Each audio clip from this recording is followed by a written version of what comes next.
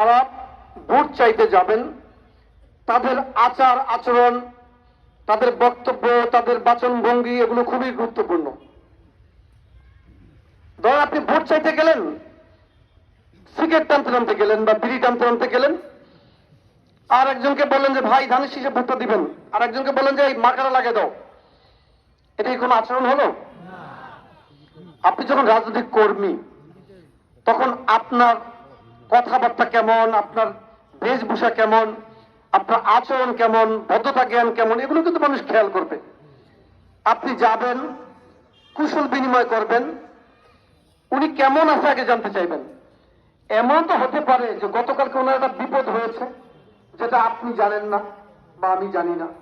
ওনার কোন নিকটাত্মীয় মারা যেতে পারে, ওনার পরিবারের কেউ একজন হসপিটালে থাকতে পারে অসুস্থ হয়ে,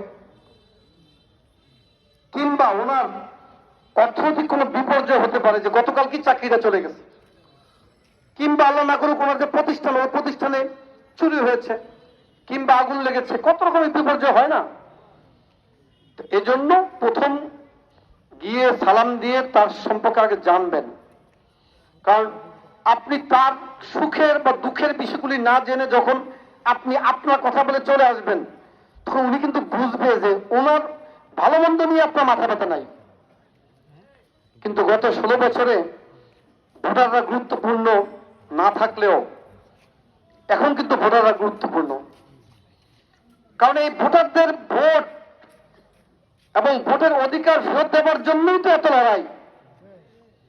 আমাদের প্রিয় নেতা বিএনপি ভারপ্রাপ্ত চেয়ারম্যান জনাব তারেক রহমান গত 16 বছর ফ্যাসিবাদ বিরোধী ধারাবাহিক আন্দোলনের নেতৃত্ব দেওয়ার সময় প্রায়ই বলতেন, আপনারা ভোট দিয়ে বিএনপিকে ক্ষমতায় আনবেন, এজন্য আমি লড়াই করছি না, আমি লড়াই করছি, আন্দোলন করছি আপনারা যাতে আপনাদের ভোটের অধিকারটুকু ফেরত পান। আমরা এখনো ভোটের অধিকার ফেরত পাইনি। 5 আগস্টের পরে আরো আগেই বাংলাদেশে একটি স্বচ্ছ গ্রহণযোগ্য নির্বাচন হবে বলে আমরা মনে করেছিলাম, কিন্তু 16 বছরের একটি ফ্যাসিবাদী সরকারের বিদায় হয়েছে, বাকি মানুষগুলি সব ফেরেশতা হয়ে গেছে, বিষয়টা এরকমের না। এখনো একটি পক্ষ ষড়যন্ত্র করছে নির্বাচনকে যাতে আরো বিলম্বিত করা যায়। আমরা নির্বাচনের কথা বললে ওনারা সংস্কারের কথা বলেন, আমরা নির্বাচনের কথা বললে ওনারা ন্যায় বিচারের কথা বলেন। গত 16 বছরও এরকমের আচরণ আমরা দেখেছি। আমরা যখন গণতন্ত্রের কথা বলতাম ওনারা উন্নয়নের কথা বলতেন, অথচ গণতন্ত্র, উন্নয়ন